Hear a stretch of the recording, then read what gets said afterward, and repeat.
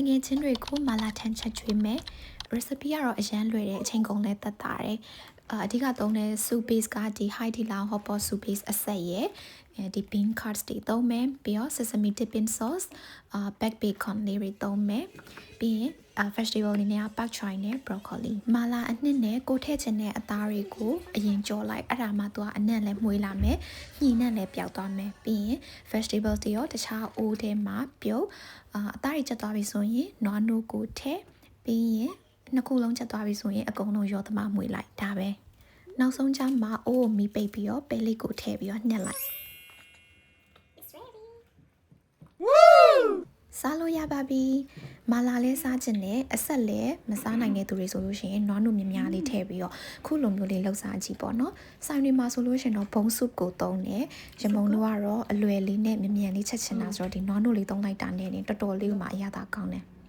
ရမုံရဲ့ Indian friends တွေကမာလာထန်တစ်ခါမှမစားဘူးဆိုလို့ချက်ကျွေးလိုက်တာပါinternational friends တွေနဲ့အကြောင်းတူတူတက်နေတဲ့အချိန်မှာအခုလိုမျိုးကိုချက်တက်တာလေးတွေတယောက်နဲ့တယောက်ချက်ချွေးခြင်းအပြင် love language တစ်ခုလည်းဖြစ်တဲ့အမှတ်တရလေးတွေလည်းဖန်တီးရရောက်တယ်ပြီးတော့ကိုရီးယားအကြောင်းပြီးသွားလို့ရှိရင်တခြားနိုင်ငံတွေပြောင်းအလုပ်တွေလည်းမတူနဲ့တွေ့ရတာပိုခတ်သွားမယ်ပေါ့နော်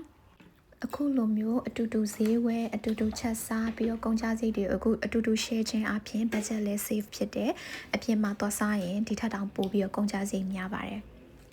မြန်မာပြည်မှာဟင်းတစ်ခါမှမချက်ဘူးတဲ့သူကတယောက်တည်းလက်နေရောအကုန်လုံးချက်တတ်သွားတယ်အခုဆိုလို့ရှိရင်ချက်ပြုတ်တာကကိုယ့်ရဲ့ဝါသနာတစ်ခုဖြစ်လာပြီးစိတ်ကိုလည်းအရန် healing ဖြစ်တယ်အဲ့ရောနိုင်ငံခြားကိုသွားပြီးတော့အလုံးလုံးမဲ့သူတွေကြောင်းတက်မဲ့သူတွေရဲ့မိဘတွေအနေနဲ့လဲပေါ့နော်ကိုသားသမီးကိုစိတ်မပူပါနဲ့လို့မြန်မာပြည်မှာဘာမှမလုပ်တတ်ရင်တော့မှပေါ့နော်တယောက်တည်းနေတဲ့အခါမှာအကုန်လုံးကိုလုပ်တတ်သွားမယ်ဒါက survival skills တွေဖြစ်တဲ့အတွက်ကြောင့်မို့လို့ကိုမလုပ်လို့ရှင်လုပ်ပေးမဲ့သူမရှိတော့လေအလိုလိုတက်သွားလိမ့်မယ်စိတ်မပူကြပါနဲ့ရှင်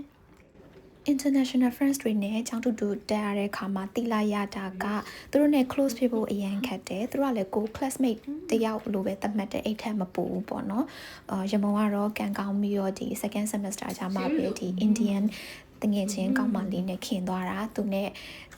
အမြဲတမ်း hang out လုပ်ဖြစ်တယ်စားတူတူလုပ်တယ်ပြင်းနေလျှောက်သွားတယ်တူတူချက်စားတယ်ကိုနဲ့ vibe အရန်တူပြီးတော့မှခံယူချက်တွေတူတဲ့ကောင်းမလေးပေါ့နော်ရမုံနဲ့သူနေဟာတယောက်နဲ့တယောက်လည်းအရန်ယူသားကြတယ်ဘာမှဖုံးကွယ်ထားတာလည်းမရှိဘူးမိန်းကလေးချင်းဖြစ်နေရောပို့ပြီးတော့တယောက်နဲ့တယောက် support လုပ်တယ်အပြင်သွားရင်တော့မှအဲ့လိုသူနဲ့ကိုနဲ့လှလှပပလေးတွေတယောက်နဲ့တယောက်ပြင်ပေးကြတယ်jealous ဖြစ်တာမျိုးလည်းမရှိဘူးပေါ့နော်အလောက်ကိုင်းခွင့်နှန်းလေးဆိုလည်းတယောက်နဲ့တယောက်တီလို့ရှင် sharing လုပ်ပေးအဲ့လိုမျိုးတွေကြောင့်အရန်ခင်သွားတာပါရှင်အဆုံးထိကြည့်ပေးလို့ thank you ပါ